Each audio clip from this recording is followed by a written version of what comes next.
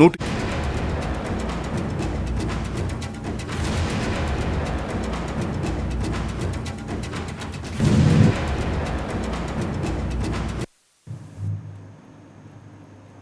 Good morning, welcome to big discussion. నేను వర్మ. ఆంధ్రప్రదేశ్లో మరో పంచాయతీ రాజకీయంగా రగడకు దారితీస్తుంది. ఏపీ ప్రభుత్వం ఇచ్చిన జీవోలు బ్లాంక్ అంటూ సాక్షాత్తు గవర్నర్కే టీడీపీ శ్రేణులు ఒక ఫిర్యాదు చేసినాయి. దీని సారాంశం ప్రభుత్వం జారీ చేసిన 12 బ్లాంక్ జీవోలంటూ ప్రధానంగా ఫిర్యాదు చేశారు. అంతేకాకుండా ఆగస్టు 1 నుంచి ఇప్పటి వరకు కూడా జారీ అయిన 78 జీవోల్లో 46 జీవోలు బ్లాంక్ అని చెప్పి వీళ్ళు పేర్కోవడం జరిగింది. గవర్నర్ దగ్గర మరో కొత్త పంచాయతీకి తెరలేపింది. అసలు బ్లాంక్ జీవోలు ప్రభుత్వం ఇస్తుందా, లేకపోతే దీన్ని విమర్శలుగా చూస్తున్నారా? మరోవైపు అప్పులు, అసలు బ్యాంకులు ఆంధ్రప్రదేశ్ ప్రభుత్వానికి అప్పులు ఇచ్చి ఇరుక్కోవద్దంటూ రఘురామకృష్ణరాజు మరొక సంచలన కామెంట్స్ చేయడమే కాకుండా బ్యాంకర్స్ కూడా ఆయన హితవు పలుకుతున్నారు. అనవసరంగా మీరు అప్పులు ఇచ్చి ఇబ్బందులు పడొద్దు, ఇప్పటికే రాష్ట్రం పూర్తిగా అప్పుల్లో మునిగిపోయింది అని. మరోవైపు బెయిల్ పాలిటిక్స్, జగన్ విజయసాయిరెడ్డి గారి బెయిల్ రద్దు చేయాలంటూ రఘురామకృష్ణరాజు ఎప్పుడో కోర్టుల్ని ఆశ్రయించడం జరిగింది. దీనికి సంబంధించి సిబిఐ కూడా చాలా ఆసక్తికరమైన వ్యాఖ్యలు చేయడం, లేకపోతే వాళ్ళు వేస్తున్న అడుగులు, ఇవన్నీ కూడా ఈరోజు ప్రతిపక్షాలు కానివ్వండి, లేకపోతే ఏదైతే బెయిల్ రద్దు విషయంలో ప్రధానంగా పదే జగన్మోహన్ రెడ్డి గారిని, విజయసాయిరెడ్డి గారిని వీళ్ళు వ్యాఖ్యానిస్తున్నారు. దాని మీద వీళ్ళకి ఒక అస్త్రంలాగే లభిస్తున్నది. సిబిఐ కూడా కోర్టు విచక్షణకే వదిలిపెడుతున్నాం అని చెప్పి వాళ్ళు పేర్కోవడం. ఆల్రెడీ మేము దీనికి సంబంధించినవన్నీ కూడా సబ్మిట్ చేసాం కాబట్టి మీరు ఏ రకంగా చర్యలు తీసుకుంటారో ఆ రకంగానే చర్యలు తీసుకుందని సిబిఐ అంటున్నది. అంటే గతంలో కూడా సిబిఐ ఈ రకంగానే ప్రవర్తించిందా పలు కేసులు మనం చూస్తే, లేకపోతే ఈ పర్టికులర్గా ఈ కేసుల విషయంలోని ఈ రకంగా తమ అడుగులు వేస్తుందా అన్నది కూడా ప్రధానంగా మరొక చర్చనీయాంశంగా దాని సిబిఐ మీద కూడా విమర్శలు చేసే పరిస్థితి నెలకొంది. ఓవరాల్గా చూస్తే ఆంధ్రప్రదేశ్లో ప్రతి అంశం కూడా రాజకీయ పరంగా రాజుకుంటూనే ఉంది.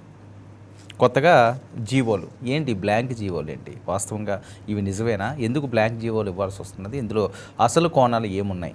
ఇందులో కుట్రలు చూడాలా, లేకపోతే కక్షపూరితంగా రెగ్యులర్గా మాట్లాడుకునే పదం బురద జల్లుతున్నారు అంటారు కదా, ఆ బురద ఏమన్నా అధికార పార్టీపై, ప్రభుత్వంపై జల్లుతున్నారా అన్నది ఇదే ఇష్యూపై ఈనాటి బిగ్ డిస్కషన్ కొనసాగిద్దాం. మనతో పాటుగా చర్చలో పాల్గొంటున్నారు హనుమంత్ రెడ్డి గారు, వైసీపీ నేత, మనతో పాటుగా లైవ్లోకి అందుబాటులోకి వచ్చారు. మరి కొంతమంది ప్యానలిస్టులు కూడా మనతో పాటుగా లైవ్లోకి అందుబాటులో ఉన్నారు. ముందుగా హనుమంత్ రెడ్డి గారు వ్యాఖ్యానం తీసుకుందాం. హనుమంత్ రెడ్డి గారు గుడ్ మార్నింగ్.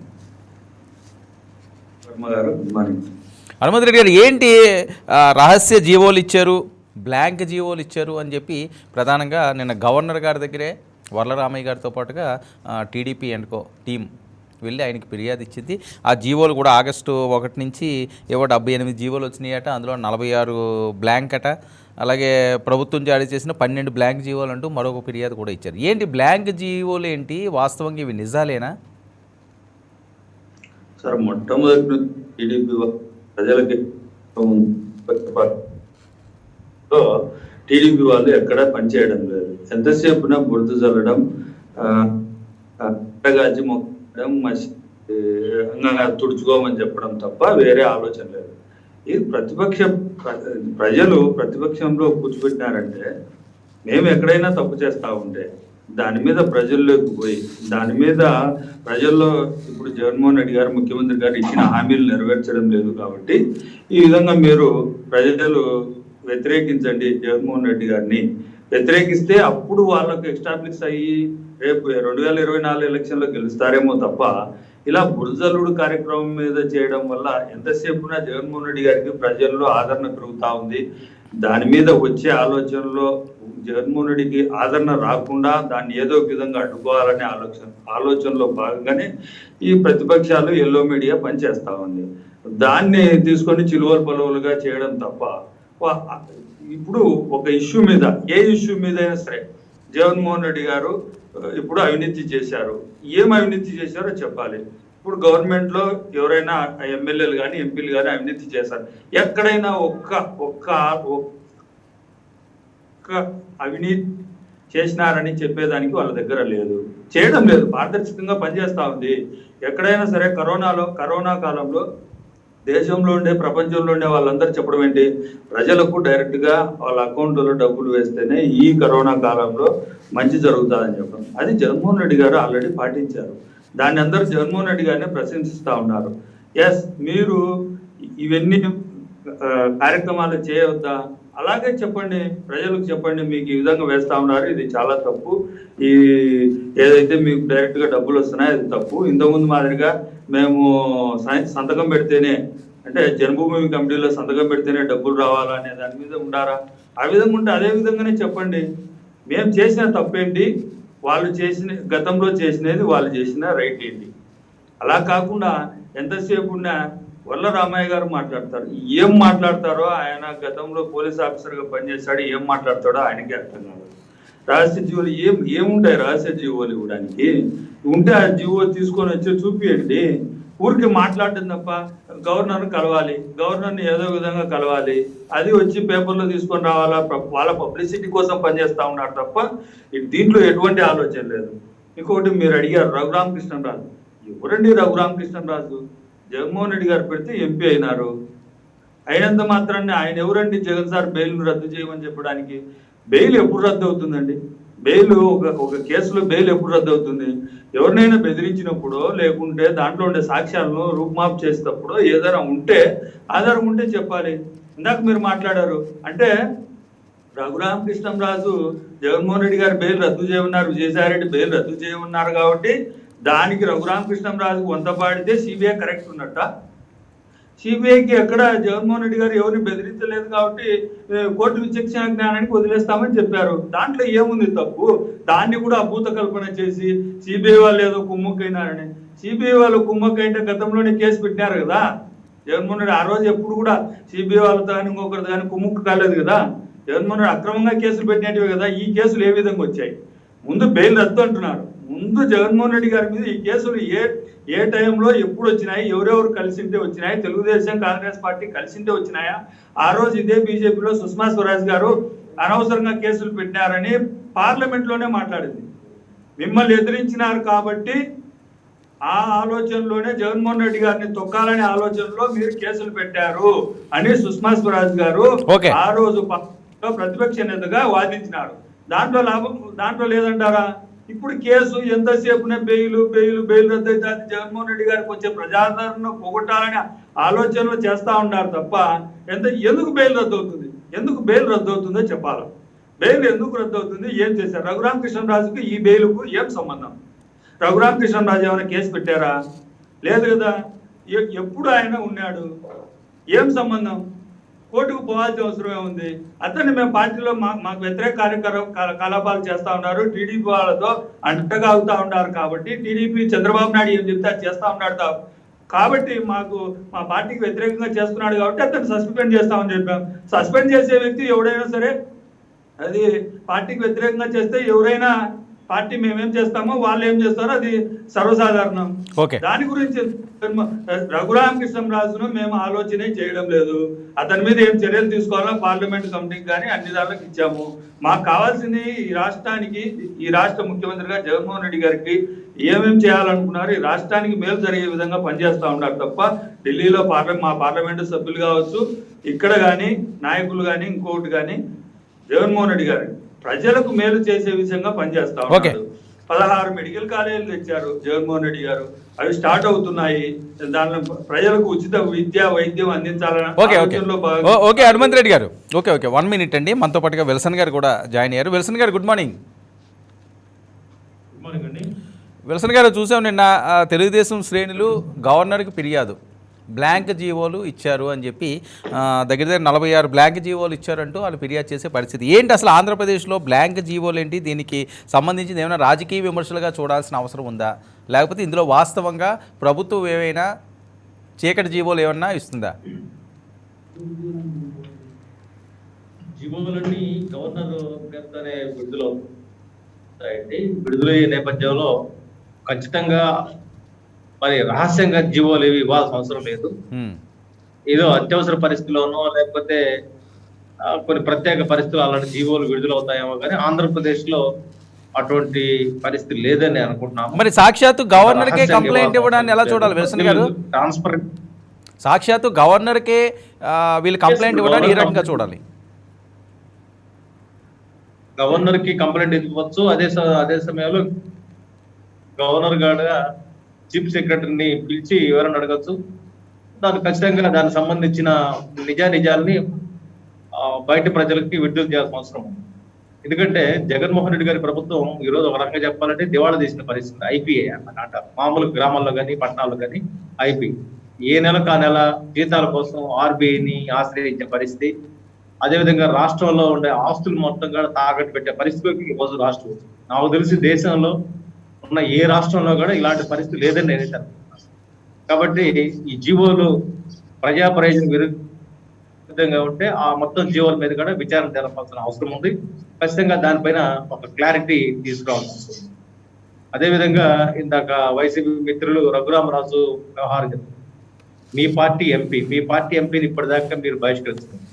కాబట్టి మీ పార్టీ ఎంపీ మిమ్మల్ని వేరేది చూపిస్తుంటే ఆయన్ని పిలిచి మాట్లాడడమో లేకపోతే ఆయన లేవనెత్తున్న అంశాలపైన మీ వైఖరి చెప్పడమో ఏదో ఒకటి చేయాలి. అదేవిధంగా అలాంటి ఘర్షణ వైఖరి అవలంబించడమే అడ్మినిస్ట్రేషన్ లో లోపం కిందకు వస్తుంది. 2, ఎవరైనా సరే కోర్టుకి అటెండ్ అవ్వచ్చు, కోర్టులో అప్పీల్ చేయొచ్చు. ఇది పలాని వ్యక్తికి వచ్చిన బెయిల్ వల్ల ఆయన సాక్షులు ఇన్ఫ్లుయెన్స్ చేస్తాడని చెప్పి ఫీల్ అయితే ఖచ్చితంగా కోర్టు దృష్టి తీసుకురావచ్చు. కోర్టు న్యాయస్థానం తలుపు రఘురామ కృష్ణరాజే కాదు ఎవరైనా తట్టచ్చు. అది కోర్టు డిస్క్రిమినేషన్ పవర్స్ ఉంటాయి. అందులో భాగంగా కోర్టు ప్రజా ప్రయోజనం దృష్టిలో పెట్టుకుని నిర్ణయం తీసుకుంది. కాబట్టి మేము జగన్మోహన్ రెడ్డి గారు ఏమి చేసినా సైలెంట్ గా సమాజం చూడాలి, ఆయన ఏం చేసినా కరెక్ట్, ఇలాంటి అభిప్రాయంతో ఎవరున్నా కానీ సరైనది కాదు. ఎందుకంటే ఆ చట్టం ముందు అందరూ సమానం కాబట్టి చట్ట ప్రకారంగా ముందుకెళ్లాల్సిన అవసరం ఉంది. మరి అక్కడేమో బళ్ళారిలో సిబిఐ ఒకలాగా, మరి ఆయన గాలి జనార్దన్ రెడ్డి విషయంలో ఒకలాగా, జగన్మోహన్ రెడ్డి గారి విషయంలో ఒకలాగా, విజయసాయి రెడ్డి విషయంలో ఒకలాగా వ్యవహరిస్తుంది అనేది బయట చర్చ నడుస్తాం. ఈ నేపథ్యంలో కేంద్ర ప్రభుత్వానికి కూడా చెడ్డ పేరు రాకుండా చూడాల్సిన బాధ్యత కూడా సిబిఐ చేతిలో. ఎందుకంటే విల్సన్ గారు సిబిఐ ఏమైనా అప్రతిష్ట తెచ్చుకోవడానికి చేసే అవకాశం ఉందంటారా? గతంలో ఏమన్నా అలాంటి సందర్భాలు ఉన్నాయి? ఎందుకంటే సిబిఐనే ప్రామాణికంగా తీసుకోవడం జరుగుతుంటుంది. సిఐడి మీద చాలా విమర్శలు ఉన్నాయి, కానీ సిబిఐ అయితే పారదర్శకంగా చేస్తుంది అన్నది మొదటి నుంచి వస్తున్న నానుడి. సో ఈ విషయం వచ్చేసరికల్లా సిబిఐ మీద కూడా విమర్శలు వస్తున్న నేపథ్యం. అదే చేయాలి. ఇప్పుడు సిబిఐ అనేది పంజరంలో చిలక అనే ప్రచారం. అదేవిధంగా సిబిఐలో పనిచేసే ఉద్యోగులందరూ కూడా ప్రభుత్వం వాళ్ళకి డైరెక్ట్ గా ప్రజల నుంచి వచ్చే జీతాలు తీసుకొని వాళ్ళంతా బతుకుతున్నారు.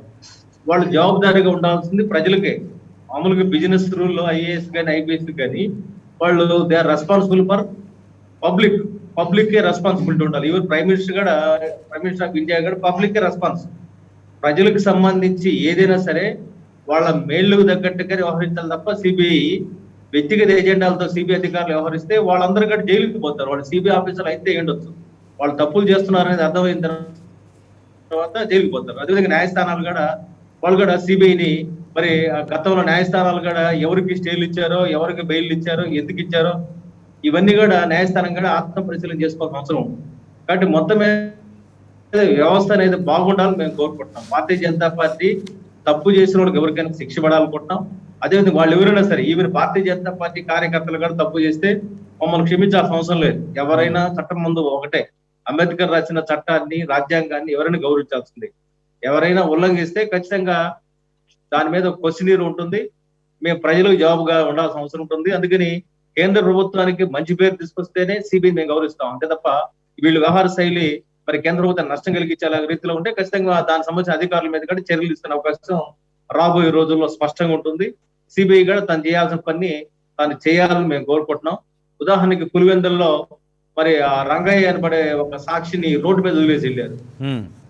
ఇది ఇంత ఇర్రెస్పాన్సిబిలిటీ. అతని ప్రాణాలు మేము కాపాడాల్సిన అవసరం పోలీస్ అధికారులకు ఉంటుంది, సిబిఐకి ఉంటుంది. వాళ్ళు ఇంటికి తీసుకొచ్చి క్షేమం వదలాల్సిన దగ్గర ఇర్రెస్పాన్సిబిలిటీగా వ్యవహరిస్తున్నారు. ఆయన కీలకమైన సాక్షి అంటున్నారు. కీలకమైన సాక్షి పట్ల వ్యవహరించే తీరదే.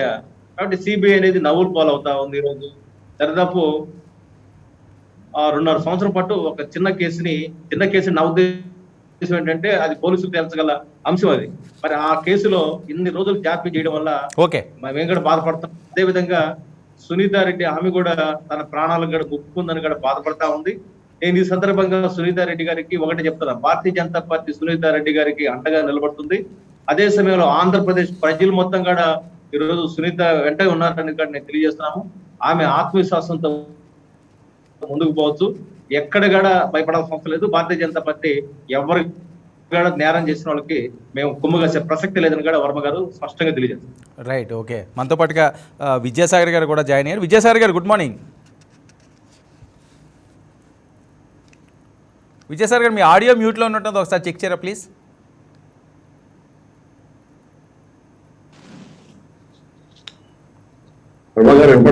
రైట్, ఓకేనండి. విద్యాసాగర్ గారు, రహస్య జీవోలు అంటూ నిన్న మీ వరలరామయ్య గారు కొంతమంది టీడీపీ శ్రేణులు గవర్నర్ గారికి ఫిర్యాదు ఇచ్చారు. అందులో అసలు రహస్య జీవోలు ఏమున్నాయి, కావాలని చెప్పి బురదజల్లే ప్రయత్నం అని చెప్పి అధికార పార్టీ నేతలు మాట్లాడే పరిస్థితి ఏంటి? అసలు ఈ జీవోలు రగడేంటి? ఏంటి రాజకీయంగా బురదజల్లే ప్రక్రియ? వాస్తవంగా చీకటి జీవోలు ఏమైనా రిలీజ్ అవుతున్నాయా? గుడ్ మార్నింగ్ అండి, మిత్రులందరికీ కూడా నమస్కారం. ఇప్పుడు జీవోలు ఇచ్చే టైం ఒకటి ఉంటుంది. అంటే ఉదయం వర్కింగ్ అవర్స్ లో ఇచ్చే జీవోలు ఉంటాయి. అంటే ఎమర్జెన్సీ కేసులో, అంటే అది విధులేని పరిస్థితుల్లో అప్పటికప్పుడు ఇచ్చుకునే జీవోలు కొన్ని ఉంటాయి. అంటే అది కెలామిటీస్ వచ్చినప్పుడు కానీ, ఎమర్జెన్సీ వచ్చినప్పుడు కానీ, లేదంటే విధులేని పరిస్థితుల్లో అప్పటికప్పుడు ఏదైనా నిర్ణయం తీసుకోవాలనుకుంటే ఇచ్చే జీవోలు కొన్ని ఉంటాయి. వాటిని మామూలుగానే ప్రతి ప్రభుత్వం కూడా అవసరమైనప్పుడు ఇచ్చుకుంటూ ఉంటుంది. దాంతో అది పెద్ద ఇష్యూ ఏం కాదు. కాకపోతే రాత్రి ఈ సంవత్సరంలో, ఈ ఆర్థిక సంవత్సరంలో ఇప్పటి వరకు 50 రహస్య జీవోలు ఇచ్చారు అనేది ప్రధాన ఆరోపణ. ఆ 50 రహస్య జీవోల్లో అవి కూడా ఎప్పుడు వచ్చాయంటే వర్కింగ్ అవర్స్ రాలేదు. అన్ని కూడా నాన్ వర్కింగ్ అవర్స్లో, అంటే ఉదయం 9 నుంచి సాయంకాలం 6, 7 గంటల వరకు కాదు, రాత్రి 11కు, 12కు, 1 గంట వరకు, 2 గంటల వరకు ఆ టైంలో ఇచ్చేయటం, దాన్ని అమలు పరిచేయటం. అంటే అంత ఎమర్జెన్సీ ఏమొచ్చింది ప్రభుత్వానికి ఒకటైతే, రెండోది ఆ హైడ్ జీవోస్లో ఏముంటుందంటే మ్యాటర్ ఏమి ఉండదు, కేవలం జీవో నెంబరు, డేట్ మాత్రం ఉంటుంది. జీవో కాపీ కూడా మనకు వెబ్సైట్లో కనపడదు. ఆ కాపీ ఎందుకోసం అని ఆ జీవో ఇచ్చారు, అందులో మ్యాటర్ ఏముంటుంది, ఎవరిచ్చారు అనేదే ఉండదు. కేవలం డేటు, జీవో నెంబర్ ఉంటుంది. వాటిని హైడ్ జీవోస్ అంటారు. అవి గవర్నర్ గారు వెతికినా కూడా అందులో మ్యాటర్ ఏముంటుందో ఉండదు. కానీ జనరల్గా ఏంటంటే జీవో, గవర్నమెంట్ ఆర్డర్ ఏదైతే ఉంటుందో వాటిని ఆథరైజ్ చేయాల్సింది గవర్నర్ గారే. సో ఆ గవర్నర్ గారికి కూడా తెలియకుండా అర్ధరాత్రిలో 12 గంటలకు, 1 గంటకు ఇవ్వాల్సినంత అవసరం ఈ ప్రభుత్వానికి ఏమొచ్చింది, ఎటువంటి జీవోలు ఇచ్చారని మనం ఒకసారి లెక్కలకి తీసుకుంటే అన్నీ కూడా ప్రజలకు దాచిపెట్టి పరిపాలన చేసేటువంటి జీవోలు ఏవైతే ఉన్నాయో, ప్రజలకు తెలిస్తే ఈ ప్రభుత్వం మీద వ్యతిరేకత వచ్చే అంశాలు ఏవైతే ఉన్నాయో ఆ జీవోలను మాత్రమే వీళ్ళు హైడ్ చేసి అర్ధరాత్రి పూట రహస్యంగా గవర్నర్ గారి సంతకం కూడా లేకుండా వాటిలో వెబ్సైట్లో పెట్టేసి, తర్వాత ఎప్పుడు అవకాశం ఉన్నప్పుడు 2 రోజుల తర్వాత, 3 రోజుల తర్వాత, 5 రోజుల తర్వాత ఆయనకి ఇంటిమేట్ చేసి గవర్నర్ గారి సంతకం తీసుకోవటం జరుగుతూ వస్తుంది. ఇది దాచిపెట్టి మూచిపెట్టి ఈ రాష్ట్ర ప్రభుత్వం విషయాలను ప్రజలకు తెలియకుండా పరిపాలన చేయాల్సిన అవసరం ఏముంది? గవర్నర్ గారు ఈ రహస్య జీవోల యొక్క భాగోతం చూసి ఆయన ఎందుకు ఆశ్చర్యపోవాల్సి వచ్చింది? అంటే ఈ జీవోల్లో ఏ విషయాలను మీరు తీసుకొని వస్తున్నారు? జీవోలు ఎమర్జెన్సీలు ఇచ్చే జీవోలు కొన్ని ఉంటాయి, నేను కాదని చెప్పిన ప్రభుత్వానికి. కానీ ఈ టైంలో ఎమర్జెన్సీ ప్రభుత్వానికి ఏ ఎమర్జెన్సీ మీద ప్రభుత్వం రాత్రి 12 గంటలకు జీవోలు ఇష్యూ చేస్తుంది? అది వర్కింగ్ అవర్సా? ప్రభుత్వ కార్యాలయాలు పనిచేసే వేళలా? లేకపోతే తుఫాన్లు ఏమైనా వచ్చేసాయి, అర్జెంటుగా తుఫాన్లు ఏమైనా వచ్చేసాయా విశాఖపట్నంలోనో, ఇంకోటి అంటే భూకంపాలు వచ్చేసాయి రాష్ట్రంలో? జరగకూడదు ఏమైనా రాష్ట్రంలో జరిగిపోయిందా? అర్ధరాత్రి పూట నిర్ణయం తీసుకునేంత పరిస్థితి రాష్ట్రంలో తలెత్తిందా?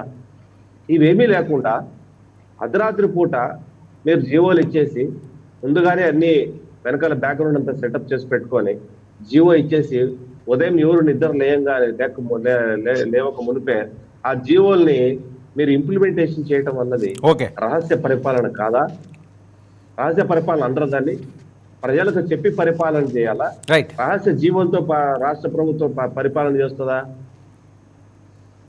రైట్ అండి. ఓకే, 1 మినిట్ అండి. చెప్పాలా దాని గురించి గవర్నర్ గారు కలిసాం. Okay okay okay right, 1 minute అండి. మనతో పాటుగా సుందరపు విజయ్ కుమార్ గారు కూడా జాయిన్ అయ్యారు. విజయ్ కుమార్ గారు, గుడ్ మార్నింగ్. గారు, మీకు అలాగే ప్యానెల్లో ఉన్న పెద్దలకి అలాగే 99 వీక్షకులకి శుభోదయం అండి. రైట్, విజయ్ కుమార్ గారు, రహస్య జీవోలు అంటూ నిన్న టీడీపీ గవర్నర్ గారికి ఫిర్యాదు చేయడం జరిగింది. మీ నోటీసులో కూడా ఏమైనా ఉన్నాయా? మీరు కూడా ప్రతిపక్ష పోర్షన్లోనే ఉన్నారు కాబట్టి ఆంధ్రప్రదేశ్లో మీ నోటీస్కి ఏమైనా వచ్చినాయా? రహస్యంగా జీవోలు ఇస్తున్నారు, దానివల్ల ప్రజలకు ఇబ్బంది జరుగుతున్నది, లేకపోతే పాలనకి గాడి తప్పుతుంది అన్న అంశాలు ఏమన్నా మీ దృష్టికి కూడా రావడం జరిగిందా? లేదా టీడీపీ వాళ్ళే దీన్ని వెలికి తీశారా? వెలికి తీయడానికి ఇక్కడ ఏం లేదండి. మనం వెళ్ళి కూర్చుంటే బోల్డ్ అన్ని కూడా వ్యతిరేకంగానే ఉన్నాయి. అన్ని కార్యక్రమాలు ఏ పార్టీకి వెళ్ళినా ఎన్ని కావాలంటే అన్ని తీసుకోవచ్చు. ఇప్పుడు గతంలో కూడా మీకు నేను చెప్పా, ఏదైనా ఒక విషయం మీద మనం మాట్లాడుకుందాం, ఒక విషయం తప్పు చేశారంటే ఆ విషయాన్ని సీఎం గారు తప్పు చేశారు లేదా పార్టీ తప్పు చేసిందని చెప్పడానికి ఉంది. అడుగడుగునా తప్పులే, అన్ని వ్యతిరేకులే, ఏదైనా రాజ్యాంగ ఉల్లంఘనలే, ఏదైనా ఏదో మాట్లాడుతూ ఉంటారు. కానీ ప్రతి ఒక్కటి ఇప్పుడు సొంతంగా మేము మా పార్టీ వెళ్ళి కూర్చుంటే మేము ఒక 101 తప్పులు మేము కానీ వెలికి తీస్తే ఇంకొక 101 తప్పులు విద్యాసాగర్ గారు తీయగలరు, అలాగే బీజేపీ వారు ఇంకో 101 తప్పులు తీయగలరు, అలా ఇంకా మీ దగ్గర వెళ్తే మీరు ఇంకో 1000 తప్పులు తీయగలరు. అసలు అక్కడ ఏదైతే పరిపాలన చేస్తున్నారో ఆ పరిపాలన చేసేటప్పుడు వాళ్ళ ఫండమెంటల్ ఇదేంటంటే కాన్స్టిట్యూషన్ ఆఫ్ ఇండియా, రాజ్యాంగం ఏదైతే ఉందో దాని ప్రకారంగా మనం చెయ్యాలనేది ఒకటి, తర్వాత ప్రజాస్వామ్యబద్ధంగా చెయ్యాలని ఒకటి. ఇవి రెండు ఉంటే బాగానే ఉండేది. వాళ్ళకి మేము ఏదైతే చెప్తే అదే శాసనం అనే ఫీలింగ్లో వాళ్ళు ఉన్నప్పుడు అలాగే ఏదైనా చేయగలుగుతారు. ఇప్పుడు మామూలుగా పరిపాలించాలి, ప్రజల కోసం పరిపాలించాలి. ప్రజల కోసం పరిపాలించేటప్పుడు మామూలుగా రాజ్యాంగబద్ధంగా ఏదైనా సరే టైం టు టైం చేసేటప్పుడు ఏదైనా అత్యవసరమైన టైంలో, ఇప్పుడు విద్యాసాగర్ గారు చెప్పినట్టు అత్యవసర టైంలో చేసినప్పుడు ఆయన ఇష్టం వచ్చినట్టు ఎప్పుడన్నా చేయొచ్చు, చేసి బట్ దాంట్లోని భాగస్తులైన వాళ్ళు ఆ గవర్నర్ అవనివ్వండి లేకపోతే ఇంకొకరు అవనివ్వండి వీళ్ళందరికీ నేను చెప్పకూడదంటే ఏం లేదు.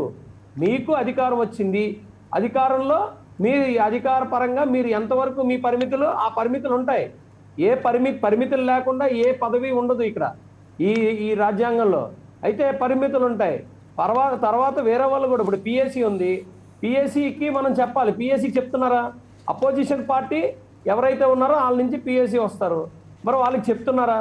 వాళ్ళు కూడా శోధించుకొని, వాళ్ళు కూడా తెచ్చుకొని, వాళ్ళు కూడా కంప్లైంట్ చేసి వాళ్ళు కూడా ఇచ్చేస్తున్నారు కదా. ఆ భయమే లేదు వాళ్ళకి. పిఎస్సి అనేది ఒకటి ఉంటుంది, వాళ్ళు ప్రశ్నిస్తే మనం చెప్పాలి. పిఎస్సి అంటే అది పబ్లిక్ ఇది అకౌంట్స్ కమిటీ, అది ఆ కమిటీకి కూడా మాకు సంబంధం లేదు. ఆడ వెళ్ళకపోతే మాకెందుకు, గవర్నర్ గారు వెళ్ళకపోతే మాకెందుకు, ప్రెసిడెంట్ ఆఫ్ ఇండియా వెళ్ళకపోతే మాకెందుకు, మాకు పదవి వచ్చింది మేము ఏం చేస్తే అదే శాసనం అంటే అది ఇలాగే ఉంటుంది పరిస్థితి.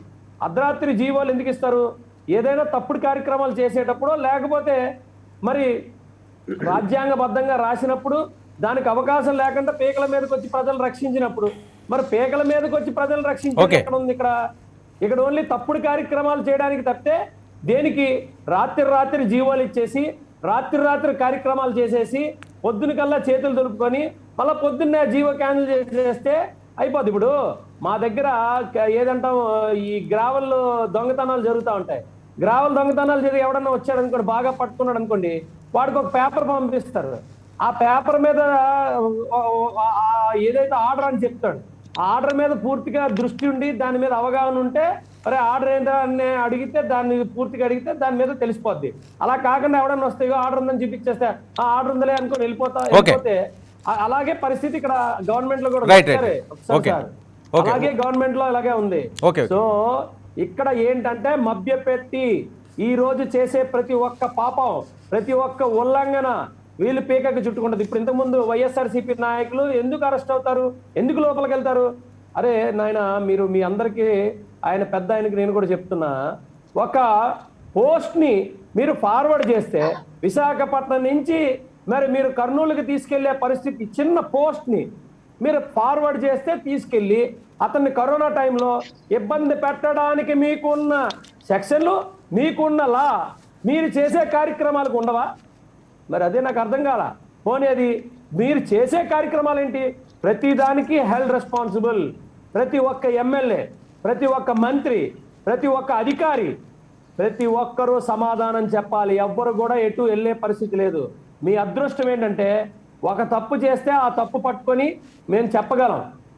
100 తప్పులు చేస్తే ఆ 100 తప్పులకి మేము టైం తీసుకోగలం. కానీ మీరు చేసేది 1,00,000, 2,00,000 కోటి ఏం తప్పులు చేస్తారు? ప్రతిదీ తప్పే. అడుగు తప్పు, శ్వాస తప్పు, ఊపిరి తప్పు, చూపు తప్పు, వినికిడి తప్పు, మాట్లాడే తప్పు, ఎవ్రీథింగ్ తప్పులు చేస్తున్నప్పుడు మేము ఎప్పటికన్నీ మీ అన్ని పట్టుకొని చేసుకోవాలి. వాస్తవానికి ఏం తప్పు చేశారు అని అనడం మీ యొక్క అవగాహన. మీరు ఏమి అంటే పిల్లి పాలు తాగేసి నేను నవ్వడం చూడలేదనే పరిస్థితిలో ఉంటది. కానీ మీరు మాత్రం అలా కాదు. ఎవరు చూస్తే నాకేంటి, ఎవడు నవ్వితే నాకేంటి, సిగ్గులేదు నాది, నేను ఎలాగన్నా చేసుకుంటాను, ఎవడు నన్ను అడుగుతాడనే పరిస్థితిలో మీరున్నప్పుడు ఇలాగే ఉంటది. Right, okay. హనుమంతరెడ్డి గారు,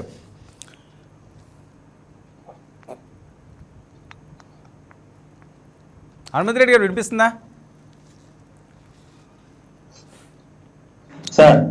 హనుమంతరెడ్డి గారు, ఓకే. బెయిల్కి సంబంధించిన అంశంలో సిబిఐ అన్నది పారదర్శకంగా వెళ్లాల్సి ఉంది. వెళుతుందో లేదా అన్నది ఇప్పుడు వాళ్ళు విచక్షణకే వదిలేసే పరిస్థితి నెలకొంది. మరి దీని మీద ఏం జరుగుతుందో తెలియదు. మరొకటి, ఎందుకు రద్దు చేయకూడదు అన్నది ప్రధానంగా ప్రతిపక్షాలు మాట్లాడే పరిస్థితి. సార్, ఎందుకు రద్దు చేయాలనో చెప్పండి సార్. ఎందుకు రద్దు చేయాలా, ఏం ఉల్లంఘన చేశారు? ఆ రోజు బెయిల్ ఇచ్చినప్పుడు ఏ పరిస్థితుల్లో బెయిల్ ఇచ్చినప్పుడు ఏమి నియమాలు పెట్టినారు? ఇప్పుడు ఆ నియమాలను ఉల్లంఘించింది ఏందో చెప్పాలి. ఊరిగా ఎక్కడ పడితే అక్కడ బెయిల్ రద్దు చేయాలి, బెయిల్ రద్దు చేసేదానికి విద్యాసాగర్ గారు 1 minute. నేను 1 నిమిషం సాగర్ గారు, నేను చెప్తాను. మీలాగా నేను అబద్ధాలు చెప్పి బతకను. మీలాగా తెలుగుదేశం వాళ్ళ మాదిరిగా అబద్ధాలు చెప్పాల్సిన అవసరం లేదు. మేము ప్రజలకు రెస్పాన్సిబిలిటీ, ప్రజలు మాకు మ్యాండేట్ ఇచ్చారు, ప్రజలకు రెస్పాన్సిబిలిటీ. ఆ రోజు తెలుగుదేశం పార్టీ 2014 నుంచి 2019 వరకు అధికారంలో ఉన్నప్పుడు తప్పులను ఎండగట్టి ప్రజల్లో తిరిగి ప్రజల ఆదరణ పొంది జగన్మోహన్ రెడ్డి గారు ముఖ్యమంత్రి అయినాడు తప్ప వాళ్ళ మాత్రం అబద్ధాలు చెప్పి మేమే బతకలేదు. అబద్ధాలు చెప్పి అధికారంలోకి రాలేదు. పవన్ కళ్యాణ్ మాదిరిగా ఏ ఎండ కాకూడదు, ఏ వానగా సాప ఎత్తే పరిస్థితి మాకు లేదు. ఒకటి జగన్మోహన్ రెడ్డి గారు ప్రజల్లో తిరిగారు, ప్రజాదరణ పొంది ప్రజల యొక్క ఆలోచనలో భాగంగా ప్రజలకు ఏమేమి అవసరాలు ఉన్నాయో దాన్ని గుర్తించి ప్రజా జీవితంలో ఏమేమి చేయాలో ప్రతిపక్షంలో ఉన్నప్పుడు ప్రజల అవసరాలు ఎరిగి దాని మీద ముఖ్యమంత్రి అయినారు తప్ప ఎవరిన ఎన్టీ రామారావును వెన్నుపోటు పొడిచే చంద్రబాబు ముఖ్యమంత్రి అంటే జగన్మోహన్ రెడ్డి ముఖ్యమంత్రి కాలేదండి. ఆ రోజు 2011లోనే జగన్మోహన్ రెడ్డి గారికి ఈ కేసులు కూడా లేకపోయిండు. సోనియా గాంధీతో ఒకటే ఉండింటే, సోనియా గాంధీ గారు చెప్పినట్టు ఉండింటే, సోనియా గాంధీ గారిని ఎదిరించినారు కాబట్టే ముందు జగన్మోహన్ రెడ్డి గారి మీద ఈ సిబిఐ కేసులు ఏ ప్రాతిపదికన వచ్చాయి. కాంగ్రెస్ పార్టీలో ఉన్నప్పుడు రాలేదే. కాంగ్రెస్ పార్టీ ఎదిరించినప్పుడు టీడీపీ వాళ్ళు జనాల్లో జగన్మోహన్ రెడ్డికి ఆదరణ పెరుగుతా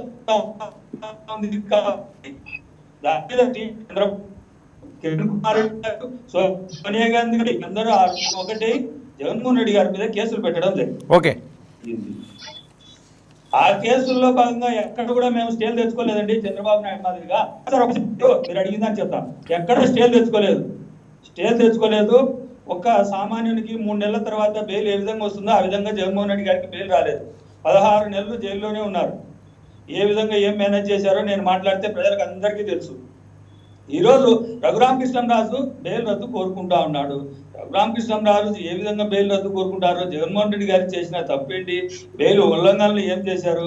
ఇందాక బీజేపీ నాయకులు మాట్లాడుతూ గాలి జనార్దన్ రెడ్డి కేసుకు ఈ కేసుకు సంబంధం లేదండి. ఇది ఓన్లీ ఇక్కడ వచ్చిన కేసులు ఓన్లీ కాంగ్రెస్ పార్టీ ఎదిరించింటే వచ్చినాయి తప్ప కేసులు వేరే విధంగా ఎప్పుడు రాలేదు. ఎక్కడ వాళ్ళు 1,00,000 కోట్లు తిన్నారనే వాళ్ళు 1,300 కోట్లు 1,400 కోట్లు ఆ రోజు చెప్పారు జగన్మోహన్ రెడ్డి గారు అసెంబ్లీలోనే. చంద్రబాబు నాయుడు గారికి చెప్పారు 1,00,000 కోట్లు అంటారు, 10% ఇవ్వండియా, ఆస్తులన్నీ రాసిస్తానని చెప్పారు. ఏ వ్యాపారాలు చేసి కూడా ఉండాలి కదా. ఏ వ్యాపారం వచ్చింది? అవినీతి చేయలేదా? అవినీతి చేయకుండానే ఇన్ని ఆస్తులు వచ్చాయా? రాజశేఖర రెడ్డి గారి హయాంలో తన తండ్రి సీఎం గా ఉన్నప్పుడు సంపాదించిన ఆస్తులే కదా. తెలియదా హనుమంతరావు మీకు? తెలీదా?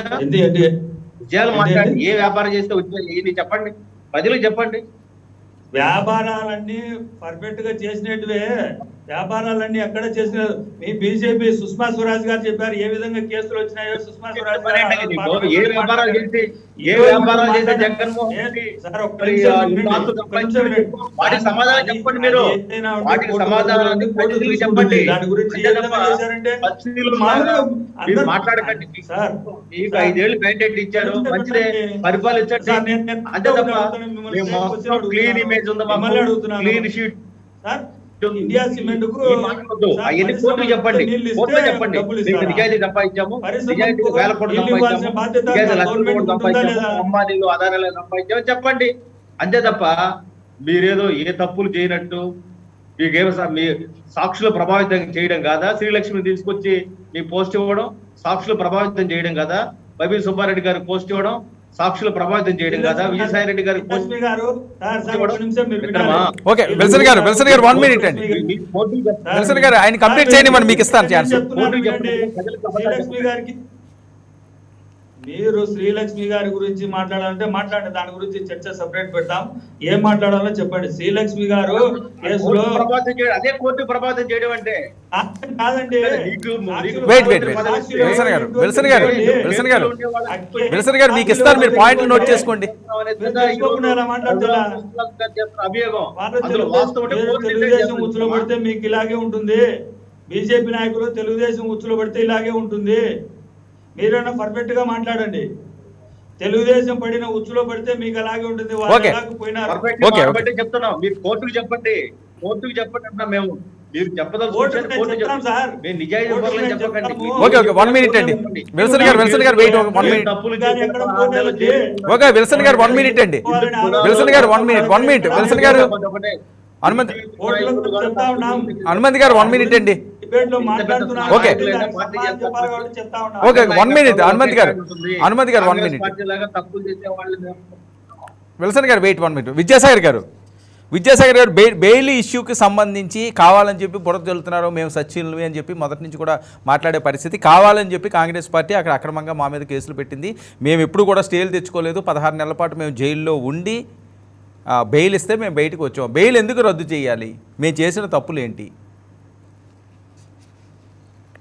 హనుమంత్ రెడ్డి గారికి మొన్న కూడా ఇదే టాపిక్ మీద నేను ఒక 99 టీవీలో అనుకుంటాను అక్కడ కలిసి బెయిల్ మీద లేకపోతే స్టేల్ మీద కొంత క్లారిటీ ఇచ్చినట్టు ఉన్నా. పాపం ఆయన కొంత తెలుసుకోవాలా, చట్టం గురించి తెలుసుకోవాలా. స్క్వాష్ పిటిషన్ వేసింది ఎవరండి? జగన్మోహన్ రెడ్డి, విజయసాయి రెడ్డి స్క్వాష్ పిటిషన్ హైకోర్టులో పెండింగ్లో లేవు. ఇప్పుడు 2017లో బెయిల్ క్యాన్సిల్ చేయాలని చెప్పేసి సిబిఐ వాళ్ళు బెయిల్ క్యాన్సిలేషన్ వేస్తే స్టేకి పోయింది ఎవరండి? జగన్మోహన్ రెడ్డి, విజయసాయి రెడ్డి అందులో ఉండే నిందితులు కాదా? స్టేలు లేవా? 11 కేసుల్లో స్క్వాష్ పిటిషన్లో ఒక్కొక్క నిందితుడు ఒకరి తర్వాత ఒకరు వేస్తున్నది ఎవరండి? ఇందులో ఉండే నిందితులు కాదా? అయోధ్య రామిరెడ్డి దగ్గర నుంచి, శ్రీలక్ష్మి దగ్గర నుంచి, సబితా దగ్గర నుంచి, ఐఏఎస్ ఆఫీసర్ దగ్గర నుంచి ఒకరి తర్వాత ఒకరు వేస్తున్నది ఎవరండి? ఇందులో ఉన్న కేసులో ఉన్న అక్యూజులు కాదా? కేసులో స్టేలు లేవా?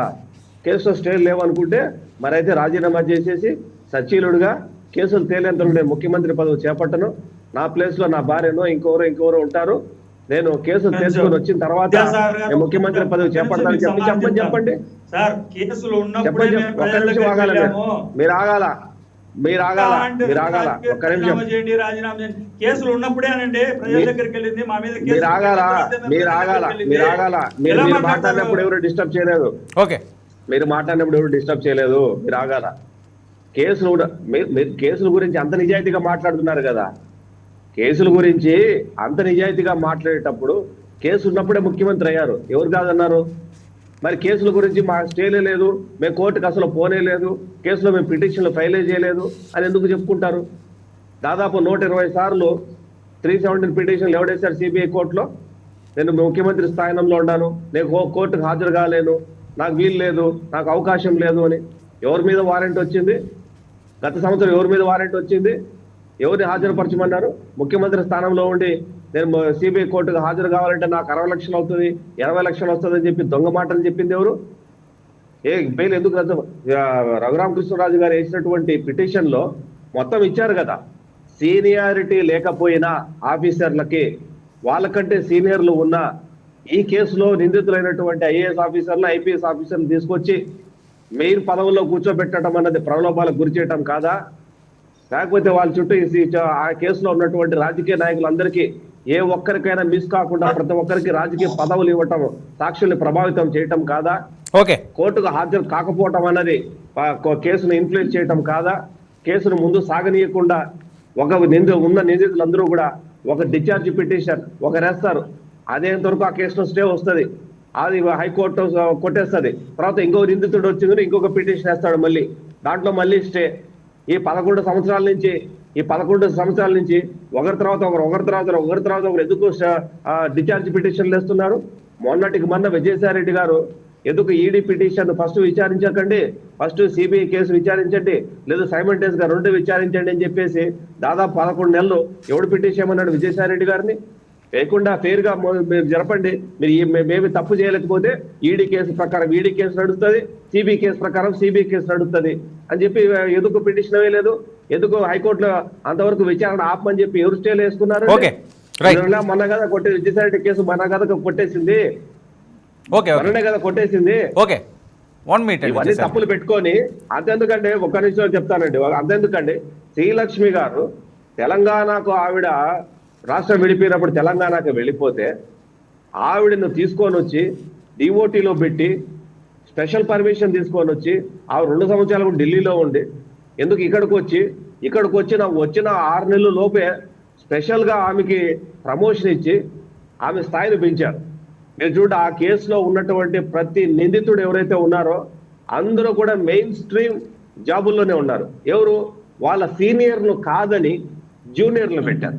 రెండో విషయం ఏంటంటే, ఈ కేసులో సాక్షులు ఎవరైతే ఉన్నారో ఐఆర్ఎస్ ఆఫీసర్ని ఐఏఎస్ ఆఫీసర్లు ఇద్దరినైతే శ్రీధర్ గారిని అయితే ఆయన మీద కేసు పెట్టి అరెస్ట్ చేయాలని చూస్తే హైకోర్టు తిట్టి సాక్షిని బెదిరిస్తున్నావా నువ్వు ఈ కేసులో అని చెప్పేసి ఆయన సెంట్రల్ సర్వీసెస్ కు పెట్టుకున్న దీన్ని కూడా హోల్డ్ లో పెట్టి అప్పటి వరకు ఉన్న సెంట్రల్ పర్మిషన్ ని ఇమీడియట్ గా హైకోర్టు రిలీజ్ చేసి ఆయన ఢిల్లీకి పోయి పని చేసుకుంటే భయపడే పరిస్థితి. అంటే బెయిల్లో ఉన్న కండిషన్లు ఏంటి? నువ్వు సాక్షుల్ని బెదిరించడానికి వీల్లేదు, ప్రలోభాలను గురి చేయడానికి వీల్లేదు, కేసులో ఉన్న కంటెంట్స్ ని నువ్వు ఏమైనా ట్యాంపరింగ్ చేయడానికి వీల్లేదు అని చెప్పేసి ఇవే ఇచ్చారు. ఏవైతే వైలేషన్స్ చేయొద్దు అని చెప్పేసి సుప్రీంకోర్టు ద్వారా నువ్వు బెయిల్ పొందినావో అవన్నీ ఆ కార్యక్రమాలు అన్నీ చేశారు. ఆ కార్యక్రమాలు అన్నీ చేస్తేనే రఘురామకృష్ణరాజు గారు ఎత్తి నువ్వు పలానా ఆన్ రికార్డు నువ్వు తీసుకొని పోయి కేసు చేశారు. నువ్వు ఇదే మీ వాళ్ళు అఫిడవిట్ ఫైల్ చేయమంటే 232 పేజీల అఫిడవిట్ ఫైల్ చేస్తే దాంట్లో 92 పేజీల అఫిడవిట్ ఫైల్ చేస్తే దాంట్లో 80 పేజీలు రఘురామకృష్ణరాజు గురించి రాసి 12 పేజీలు కేసు గురించి రాశారు. అయ్యా మీరు వైలేషన్ చేశారా చేయలేదా అని చెప్పమంటే రఘురామకృష్ణరాజు మీద ఉన్న కేసుల గురించి ప్రస్తావించారు, ఆయన ఎఫ్ఐఆర్ కాపీలు పెట్టారు. ఇదేనా మీ కంటెన్షన్? పోలేదా? కోర్టులో స్టేలకు పోలేదా? పిటిషన్ వేసుకోలేదా? మననే కదా హైకోర్టు విజయసాయిరెడ్డి పిటిషన్ కొట్టేసింది. ఏమంటారు? వీటిని స్టేల్ అంటారా లేకపోతే ఏమంటారు వీటిని? విల్సన్ గారు తెలుసుకునేటప్పుడు చట్టం ముందు తెలుసుకొని మాట్లాడాలా? విల్సన్ గారు హలో చెప్పండి. విల్సన్ గారు వినిపిస్తుందా? వినిపిస్తుంది. రైట్. విల్సన్ గారు బెయిల్ పిటిషన్ రద్దుకు సంబంధించి మీరు అనుకున్న అంశాలు అవనియండి, లేకపోతే ఇప్పుడు టెక్నికల్గా కూడా కొన్ని పాయింట్లు విద్యాసాగర్ గారు చెప్పడం జరిగింది. అయినప్పటికీ కూడా మేము ఎవరిని కూడా ప్రలోభ పెట్టట్లేదు, అవి కోర్టుల అంశం కాబట్టి అది చూసుకుంటుంది. నిజంగా బెయిల్ రద్దు చేస్తే వెళ్ళడానికి కూడా మేము సిద్ధమని చెప్పి కొంతమంది నాయకులు కూడా మాట్లాడే పరిస్థితి, కానీ ఇందులో కూడా వేరే కుట్ర కోణం ఉన్నది అన్నది ప్రధానంగా వాళ్ళు మాట్లాడుతున్న అంశం.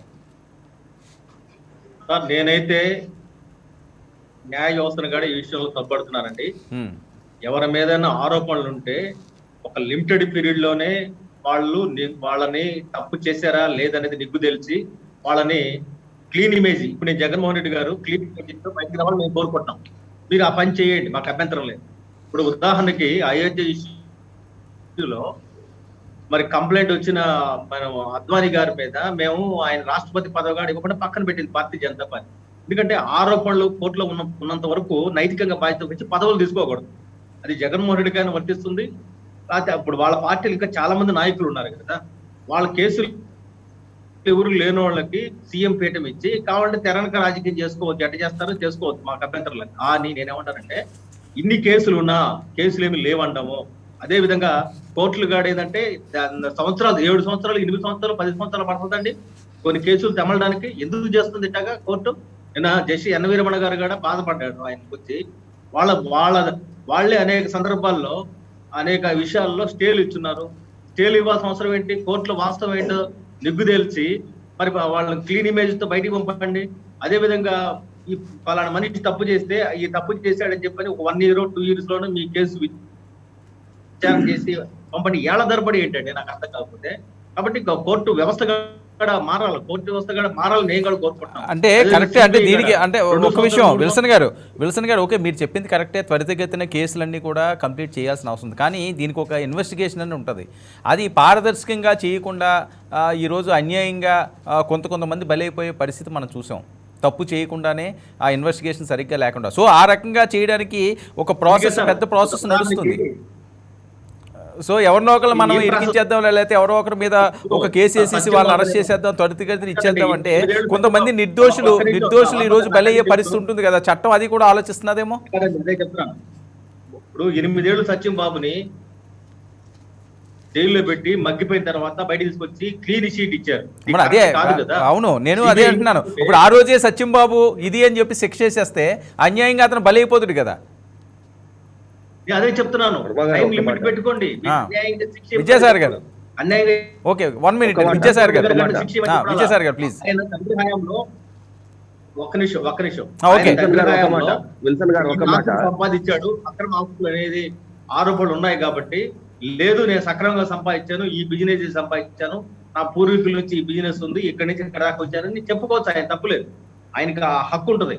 కాబట్టి ఎప్పుడైనా సరే నా వ్యక్తిగత కంటెన్షన్ ఏంటంటే ఎప్పుడు కూడా ఇంత డ్రాగన్ కాకూడదు. 1 2 ఆరోపణలు ఉన్న వాళ్ళు ముఖ్యమంత్రి లాంటి సీట్లు కూర్చోకూడదు. జగన్మోహన్ రెడ్డి గారు కూడా ముఖ్యమంత్రి పీఠంలో కూర్చోవడం అనేది తప్పది.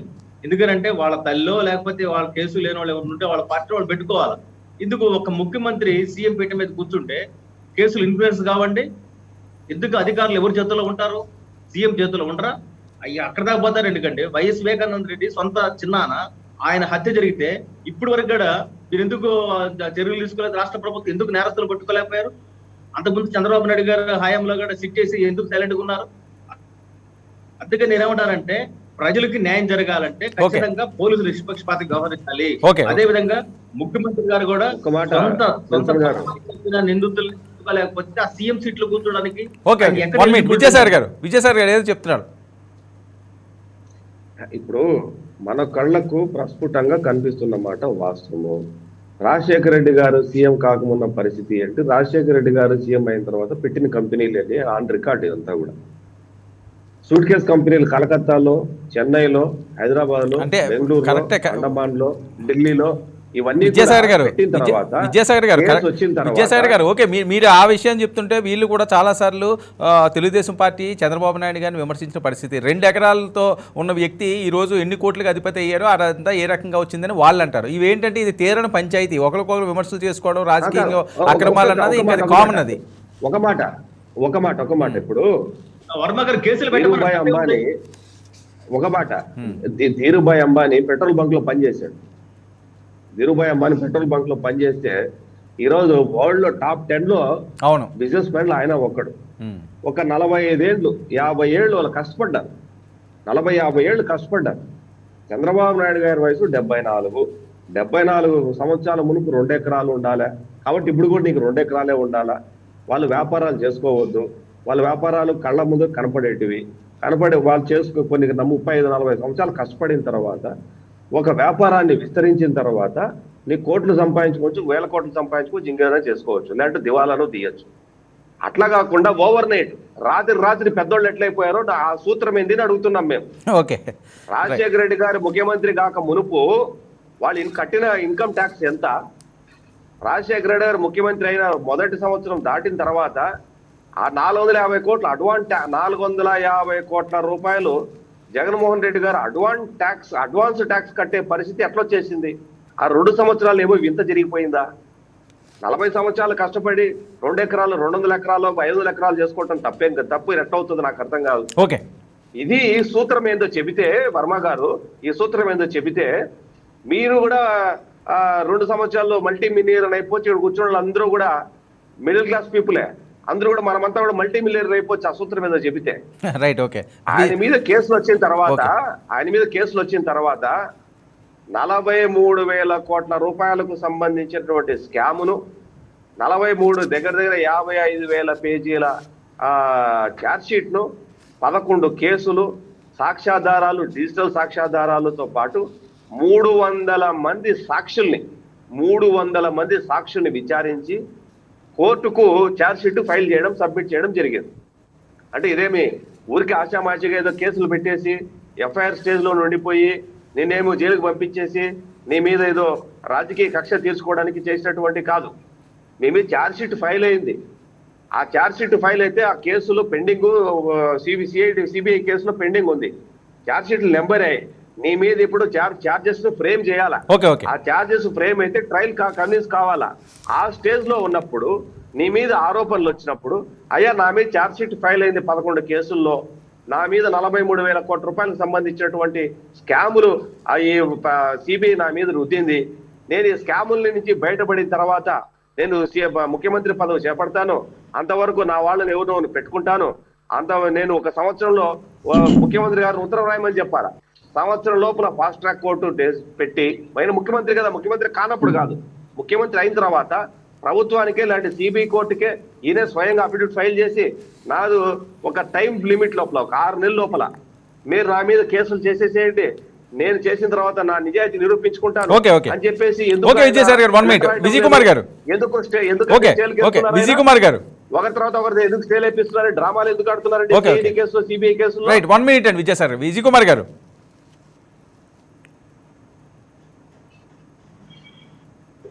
వరం గారు చెప్పండి. విజయ్ కుమార్ గారు, ఓకే, కేసులకి సంబంధించి టీడీపీ వెర్షన్ అవనియండి, బీజేపీ వెర్షన్ అవనియండి, వాళ్ళ వెర్షన్లో వాళ్ళు చెప్తున్నారు, వీళ్ళ వెర్షన్లో వీళ్ళు మాట్లాడే పరిస్థితి. పారదర్శకంగా ఈ కేసులకి సంబంధించి నిరూపణ అయ్యే పరిస్థితి ఉంటుందా? అప్పుడు సిబిఐ మీద కూడా విమర్శలు వస్తున్న నేపథ్యం. ఇప్పుడు నేను ఒకే ఒక విషయం అండి, ఎవరైతే వైఎస్ఆర్సీపీ ప్రతినిధి ఉన్నారో ఆయన 2-3 విషయాలు చాలా క్లారిటీగా ఉన్నారు. సరే, వాళ్ళ మాట మీదే ఉన్నాం, ఎందుకంటే మా మాట కాదు, ఆయన ఎప్పుడు ఏదైతే చెప్పారో ఆయన మాట మీదే. ముందుగా పవన్ కళ్యాణ్ గారి లాగా రోజుకొక వైపు చేరటం అని అన్నప్పుడు, మేము మీ ఎవరి వైపు అన్నా చేరటం కానీ మీ వైపు చేరం అండి.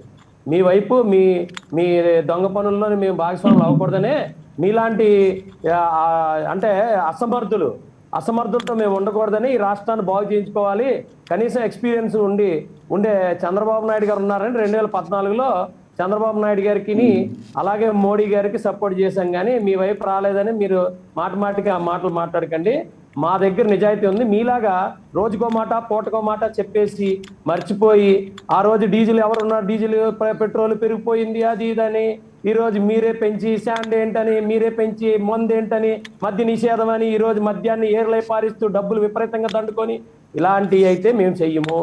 మేము మిమ్మల్ని నుంచి ఈ రాష్ట్రాన్ని రక్షించడం కోసమే మేము బీజేపీతో ఈరోజు కలిసాం. ఆ రోజు కూడా కొత్తగా ఏర్పడిన రాష్ట్రానికి ఒక అనుభవజ్ఞుడై ఉండాలి, కానీ ఊరికే సోది చెప్పేసి అబద్ధాలు చెప్పేసి అవినీతి చేసే వ్యక్తికి మేము వెళ్ళకూడదని చెప్పి మేము ఆ రోజు ఉన్న దాంట్లోని చంద్రబాబు నాయుడు గారితో వెళ్ళడం జరిగింది. ఇంకోసారి మాట్లాడితే బాగోదు, మీరు దయచేసి చూసుకోండి. 2, మీరు నిజాయితీ పరులైనప్పుడు, ఇప్పుడు ఇద్దరు పెద్దలు చెప్పినప్పుడు, మీరు నిజాయితీ పరులైనప్పుడు మీ ముఖ్యమంత్రి గారి దగ్గర అన్నీ కూడా చాలా క్లారిటీగా, ఎక్కడా కూడా మీరు తప్పు చేయలేనప్పుడు, మీకు ప్రజల దగ్గరికి వెళ్ళినప్పుడు, ప్రజలు విశ్వసించినప్పుడు, మీరు అదే ఎక్కడైతే జైలు నుంచి బయటకు వచ్చారో మొత్తం కట్టకట్టుకొని టోటల్గా ఎవరైతే ఆరోపణలు ఎదుర్కొంటున్నారో వాళ్ళందరి దగ్గర ఉన్న ప్రూఫ్లు పట్టుకొని సిబిఐ దగ్గర కూర్చొని మీరే సిబిఐ దగ్గరికి ముందుకెళ్ళి మీరు మాదేమైందో మొత్తం మీరే తీసుకోండి అని చెప్పాలి. అంతేగాని మీరు ప్రజల దగ్గర అబద్ధాలు చెప్పి అధికారంలోకి వచ్చి ఆ అధికారాన్ని అడ్డు పెట్టుకొని మీరు ఈ రోజు చేస్తున్న పనులకి ఎవరు హర్షించరు, వాస్తవానికి హర్షించరు. విజయ్ కుమార్ గారు కరెక్టే. విజయ్ కుమార్ అలా చేస్తే కరెక్టే, కానీ 1 minute అలా జరుగుతుందా? అసలు ఎవరన్నా చేస్తారా? దేశంలో గతంలో జరిగిన పరిస్థితి ఉందా ఈ రకంగా? మాట్లాడుకోవడానికి బాగానే ఉంటాయి, చేతల్లో ఇవన్నీ ఇంప్లిమెంట్ అవ్వవు కదా. వైఎస్ఆర్సీపీ పార్టీ చెప్పిన నీతులు ఏంటంటే, మా నాయకుడు చాలా తెల్లగా ఉండే నాయకుడు అని అంటున్నారు కాబట్టి అలా చేయండి. లేదు, మీరు ఎందుకు ముఖ్యమంత్రి పదవిని అడ్డు పెట్టుకొని వెళ్తున్నారు? ఎందుకు ముఖ్యమంత్రి పదవి, నాకు ముఖ్యమంత్రి పదవి ఉంది కాబట్టి మీరు పోస్ట్ పోన్ చేయండి అని ఎందుకు అంటున్నారు? వెళ్ళాలి కదా, సహకరించాలి కదా, అట్లీస్ట్ ఆలు పిలిచినప్పుడన్నా సహకరించాలి కదా కదా. మరి రెండు, ఏదైతే విజయసాయి రెడ్డి గారు మరి బెయిల్ మీద వచ్చి ఈ రోజు ఎంత ప్రగల్భాలు పలుకుతున్నారు తెలుసా? ఈ రోజు ప్రతి ఒక్కడిని దారిపోయిన అందరినీ నువ్వు ఎదవా, నువ్వు దొంగ, రాజు దొంగ, లేకపోతే సింహాచలంలోని వీళ్ళు దొంగ, వాళ్ళ దొంగ అంటున్నారు. మరి మీరేంటి విజయసాయి రెడ్డి గారు ట్వీట్లు చేస్తారుగా? నేను అంటున్నాడు ఇప్పుడు విద్యాసాగర్ గారు అన్నట్టు అక్కడి నుంచి శ్రీలక్ష్మి గారిని ఎందుకు తేవాలి? లేకపోతే ఎవరైతే సాక్షులు ఉన్నారో వాళ్ళని ఎందుకు భయపెట్టాలి? ఎవరైతే మీతో పాటు మీ గ్యాంగ్ లో ఉన్న అక్యూజులందరికీ ఎందుకు పెద్దపేట వేయాలి? ఇవన్నీ మీరు మర్చిపోతున్నారేమో అని ప్రజలు మర్చిపోలేదు. జూనియర్లకు ఇచ్చారు పదవులు. వర్మ గారు నేను చాలా సేపటి నుంచి వెయిట్ చేస్తున్నా. ప్లీజ్ నేను సమాధానం చెప్పాలి, నేను అడగాలి. నేను అంటుంది మీరంత నీతిమంతులు అన్నప్పుడు మీకేమీ అడ్డంకి కాదు. ఇప్పుడేమో మీ నాయకుడేమో రోజు రోడ్లెక్కి తిరిగేసి ప్రజల్లోకి వెళ్ళిపోయి ఓ బిజీ అయిపోలేదు. అక్కడ కూర్చొని అందరూ ఏదో చెప్తా ఉన్నారు, పబ్జీలు ఆడుకుంటున్నారని. కనీసం రివ్యూ చేయడానికి టైం మీరు ఇవ్వట్లేదు. కనీసం మీ ఎమ్మెల్యేలకే మీ టైం ఇవ్వట్లేదని ఎమ్మెల్యేలు చెప్పుకుంటున్నారు, మంత్రులకే టైం ఇవ్వట్లేదు మంత్రులు చెప్పుకుంటున్నారు. కనీసం ఎవ్రీ ఫ్రైడే ఒకసారి వెళ్ళి మీరు ఎంత తొందరగా అంత ఫాస్ట్ ట్రాక్ లో చేసుకోండి, ఎంత తొందరగా అయితే అందరూ సహకరించండి అంటున్నా. మీకు మీరుగా ముందు వెళ్ళొద్దు, సిబిఐకి సహకరించండి. రోజు సిబిఐ పిలుస్తుంది, రోజు మీరు ఏదో ఒకటి పెడతారు. మీరు బెయిల్ పిటిషన్ బెయిల్ మీరు ఎక్స్టెండ్ చేయమంటారు. ఏం మాట్లాడతారండి? 100% మీకు ఏదైతే బెయిల్ వచ్చిందో ఆ బెయిల్ దుర్వినియోగం జరుగుతుంది కాబట్టే మీకు అక్కడ మీ ఎంపీ మీ రఘురామకృష్ణరాజు గారు అక్కడ మీరు పాయింట్ వైజ్ గా ఏమి మీలాగా ఊరికే గాల్లో మాటలు చెప్పలేదు కదా, పాయింట్ వైజ్ గా అక్కడ పెట్టిన దానికి మీరు పాయింట్ వైజ్ గా సమాధానం చెప్పకుండా వేరే విషయం మాట్లాడతారు. మీకు నిజంగా రఘురామకృష్ణరాజు వేస్ట్ అనుకున్నప్పుడు మీ చేతుల్లో 2 నిమిషాల పని ఎందుకు సస్పెండ్ చేయలే? ఎందుకు ఈ రోజు వరకు సస్పెండ్ చేయలే? ఎప్పుడు ఇక్కడ అంతా ప్రాబ్లం వచ్చింది, ఆంధ్రప్రదేశ్ అంతా వేరేగా ఉందంటే అక్కడికి వెళ్ళి రఘురామకృష్ణరాజుకి సమాధానం చెప్పలేక అక్కడ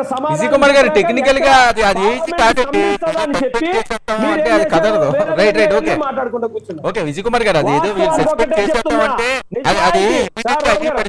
ఒక ప్రాసెస్ ఉంటుంది. ఒక ఎంపీ నాకు నచ్చలేదని సస్పెండ్ చేయాలి అంటే టెక్నికాలిటీస్ ఏం లేదు. ఆయన సస్పెండ్ చేయాలంటే పార్టీ నిర్ణయం తీసుకుంటే అయిపోతుంది. ఆయన పార్టీ వ్యతిరేకతున్నాడు అని చెప్పేసి తీసుకుంటే 1 నిమిషం అంతే.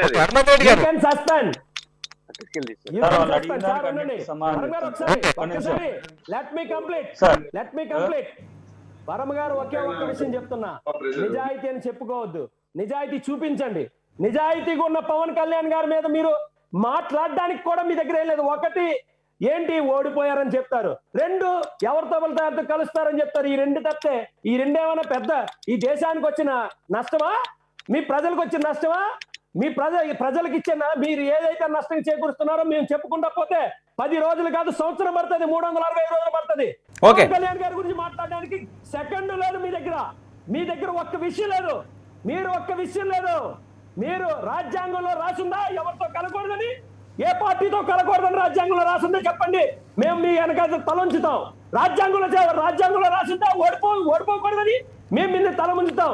రాజ్యాంగంలో రాసింది ప్రజలు డబ్బులు పోగొట్టకూడదని, ప్రజల ఆస్తులు దోచకూడదని, ప్రజల్ని భయపెట్టకూడదని, ప్రజల్ని చంపకూడదని, ప్రజల్ని మీరు నరక యాతన చేయకూడదని, దొంగ పనులు చేయకూడదని రాజ్యాంగంలో రాసింది. కానీ పవన్ కళ్యాణ్ గారి దగ్గర ఏమైనా అలాంటి రాజ్యాంగంలో రాసింది ఏమైనా ఉంటే చెప్పండి, ఖబర్దార్ చూసుకోవచ్చు మీరు. మేము ఇంకొకసారి పవన్ కళ్యాణ్ గురించి మాట్లాడితే బాగోదు. Right, okay. హనుమంత్ రెడ్డి గారు,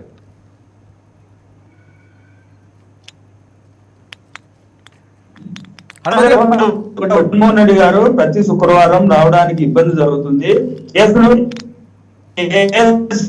ఎక్కడా తప్పుదో పట్టించడం కానీ కేసును పర్లేదు. నా తరఫున నా అడ్వకేట్ హాజరవుతాడు అనేది ప్రతి కేసులో ఉన్న వాస్తవం. అది టెక్నికల్ గా ఎవరైనా మామూలుగా నా మీద కూడా కేసులు ఉన్నప్పుడు మా వాళ్ళు పిటిషన్ వేస్తారు, సార్ ఈ రోజు పలానా పని ఉంది రాలేకపోయినారు, నెక్స్ట్ వాయిదాకు వస్తారని చెప్తారు. అది టెక్నికల్ గా మాట్లాడినారు తప్ప దాన్ని తీసుకొని అభూత కల్పన చేయాల్సిన అవసరం లేదు. ఒకటి ఎక్కడైనా సరే సార్ ఒకటి దీంట్లో కేసు గురించి ఎక్కడ తప్పుదో పట్టించడం లేదు. కేసులో ఉండే వాళ్ళను ఎవరిని తీసుకొచ్చి అందరం ఎక్కించలేదు.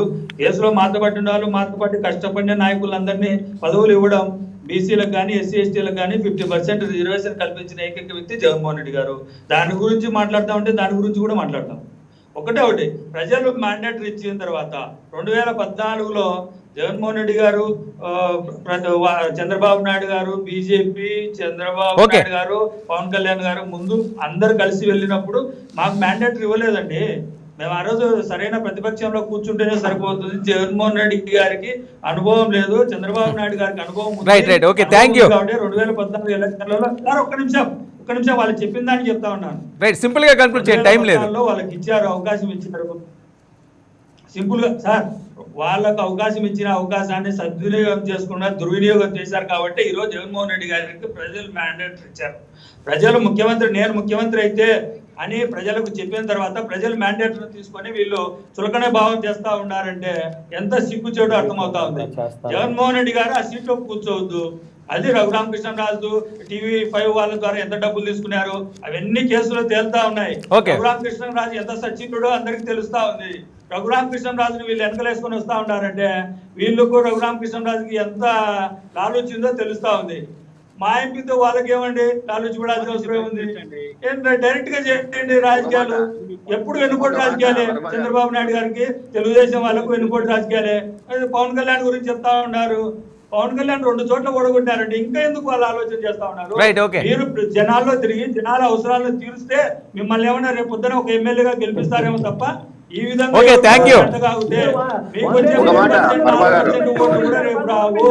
ఇది గుర్తు పెట్టుకోండి. విజయసాయి గారు టైం లేదు, సింపుల్ గా